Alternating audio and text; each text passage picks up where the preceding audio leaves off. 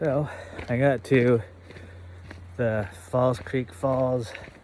Well, not even the trailhead. 2 miles out of the trailhead, the road was closed.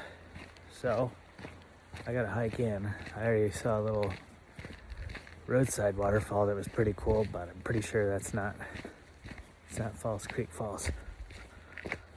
There's probably like 6 other cars in here, and I saw 2 motorcyclists and another car people turn around, so I guess it's more popular than I thought it was. I had to drive like an hour and a half to get out here. But brought a bottle of water and a couple layers. It's a little bit cooler than it was back in Vancouver. Definitely higher in elevation. Not sure how to check that on my watch has an altimeter, I'm pretty sure. I can check that later. But it's really nice out here. How do I turn it around? Well, I suppose I can't. My video. Kind of a cool little clearing. The entire ground is all green. That's why I love it up here. So nice. Should have got here a little earlier. By my calculations, I got about 4 miles in. If I want to have enough time to turn around and make it back to my car before it starts to get to sundown. And 2 of those miles is just getting to the trailhead, and I'm hoping it's only 2 miles to the waterfall. So I can go about 2 miles an hour. Hiking speed. Maybe a little bit more than that, but that's what I like to say about 2 miles an hour to be conservative whenever I'm estimating when I'm getting places.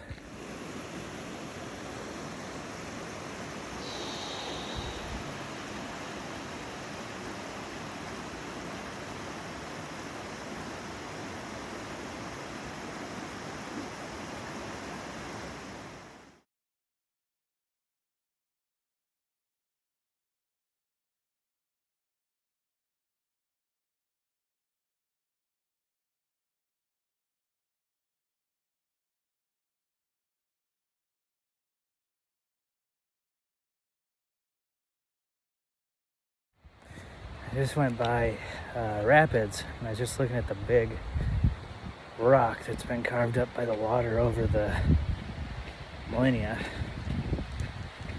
and it kind of makes me think of this thought I have a lot. I don't know why I picked 200 years, but I'm like, in 200 years, no one's really gonna care who you were.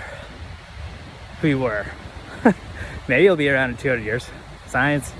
But if you're not, 200 years after you're gone, no one's really going to care who you were. And that kind of, for me, puts things into perspective, kind of resets. This bridge is pretty cool.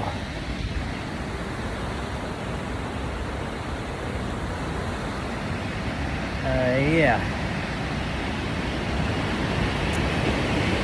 So I think the point is to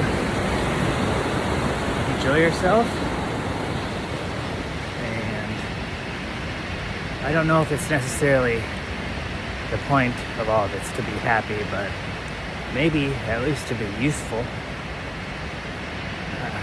to other people, be helpful,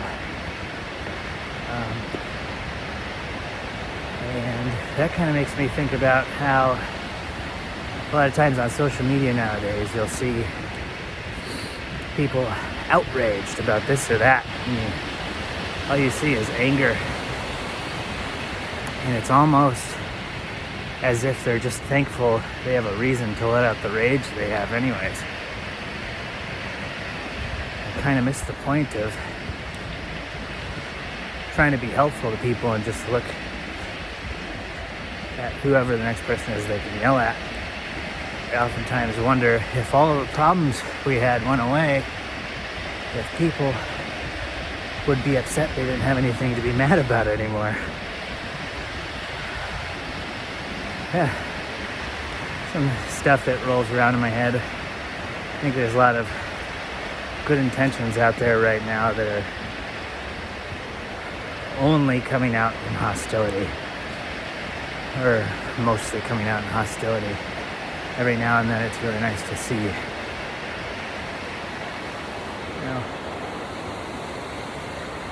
how it started, when you see someone helping someone else. That's kind of what I think we all meant to do when we started this thing, and now it's just everyone getting angry all the time.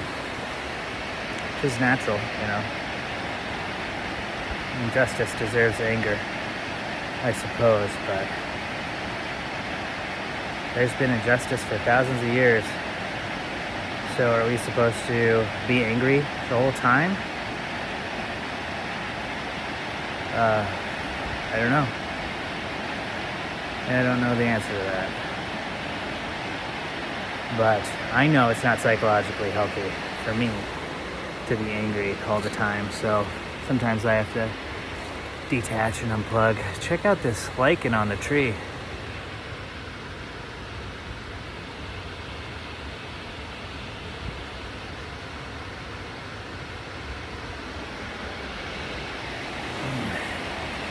Lichen, believe it or not, is the most efficient way to break down larger rocks into smaller rocks. Sorry, got off on a tangent there. Lichen will break down the rocks into its constituent minerals and make it more accessible so that then the moss can eat it, and then it makes it so larger organisms can eat it. I remember being fascinated when I read that. That's just kind of the chain of life,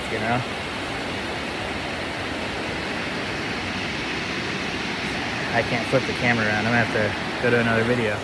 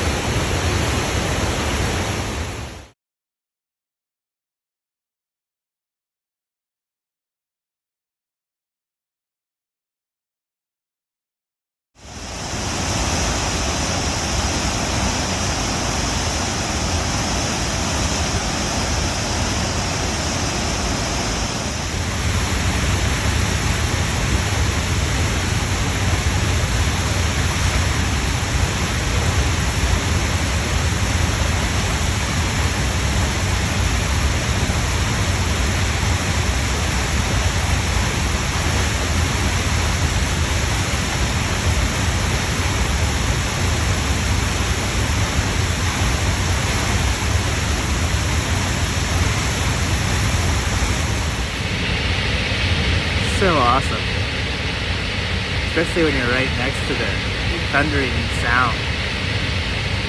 There's a lot of waterfalls here. This is probably the most epic waterfall I've seen in the gorge yet. Maybe there's more. I haven't been to all of them, but there's 3 different falls. You can only see 2 here. There's another one further up. I'm not sure if I got time to go see it. It took me an hour and a half to get in here, and almost 3.97 miles. That'll get me back to the car at 6:30. Sunset's at 7.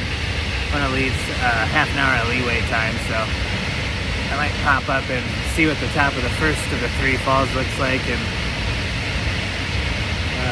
head back.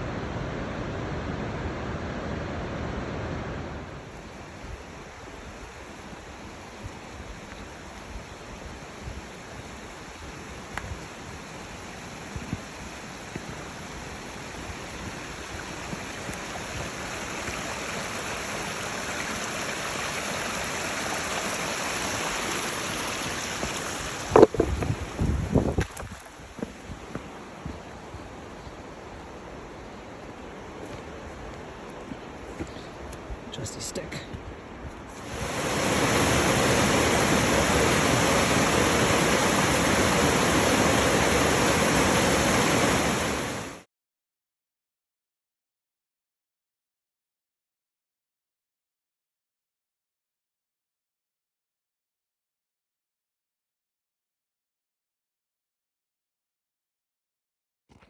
Made it back to the parking lot that no cars are parked in, but there's a picnic table there. I left my orange and my food in the car. I didn't think I'd get hungry, but I kind of actually am. Almost 6 miles. And now I gotta go down the road for 2 more. And then hot springs. That's the best part about this hike. Is you have to go through Carson to get here. And one of my favorite places to go when I'm in Carson is, the only reason I go to Carson really that I'm aware of is the hot springs. It's got a nice little pool there, and you can get Gatorade or a soda at the front desk, some snacks, and hang out for an hour. It's only $12 during the week. Not bad. On the weekends, it's $18.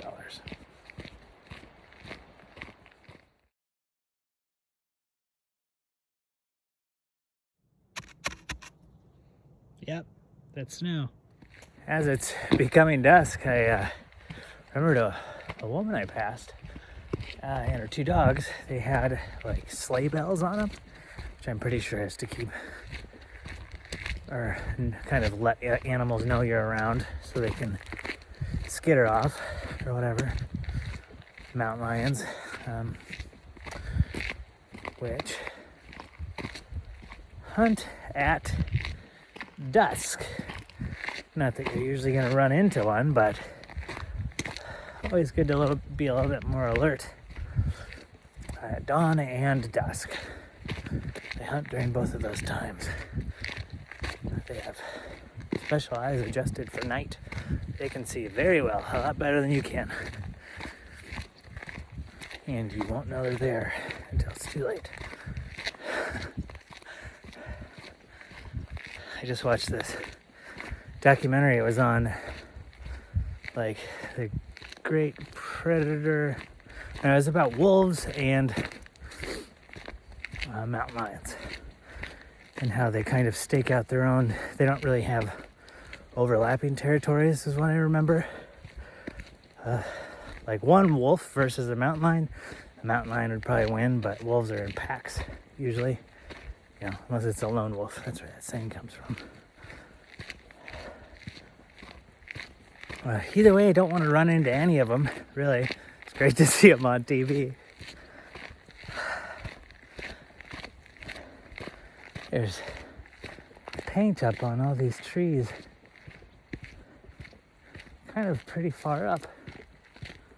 If you can see that, but it's one's way up there. I can't imagine there's a lot of them. I can't imagine they're all marked to be cut down. You can probably see these a little bit better.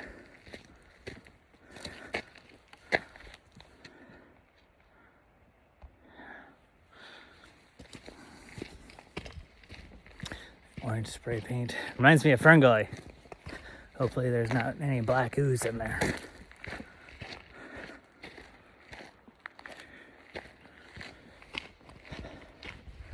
Almost back to the car, I think. Then I'm gonna eat a little snack. For some reason, I've really been craving. For some reason, I love candy. I'm definitely gonna stop and get some candy at the Skamania store. I'm sure a lot of you know about that. And that's a store by Beacon Rock. You can go in there and get sandwiches and all sorts of good stuff.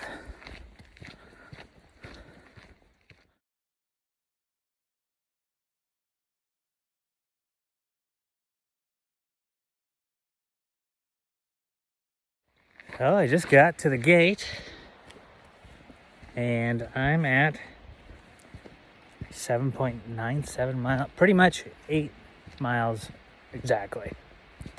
Round trip if you want to do a trip to some super epic falls, and then go for a soak after, which is great. Why wouldn't you do that? I'm the last one out of here. The sun's just about to head down over the hills. It's my sweet off-road vehicle. I just learned that in 1910, 12% of Americans had electricity in their home. And I know for a fact that my grandma didn't have electricity in Iowa when she was younger. By 1950, 90% of Americans had electricity in their home. So 40 years. But that's crazy. 1910, like around when the Titanic sank. I don't know. I always think of the Titanic when I think of like when I'm placing things on a timeline. That was like 1912, I think. Around that time, when that ship sailed, not so well. Most Americans didn't have electricity, and their boats didn't float. Candy, always good for hiking. Flatco, super good for you. To go with my candy, I also got some candy. It's got vitamin C in it, so you know it's good for you. I just got to Carson Hot Springs. Looks like I might not be the only person in there today. A little later than I usually come. Closed. It's closed. That's why I never go there at that time. Because they don't let anyone.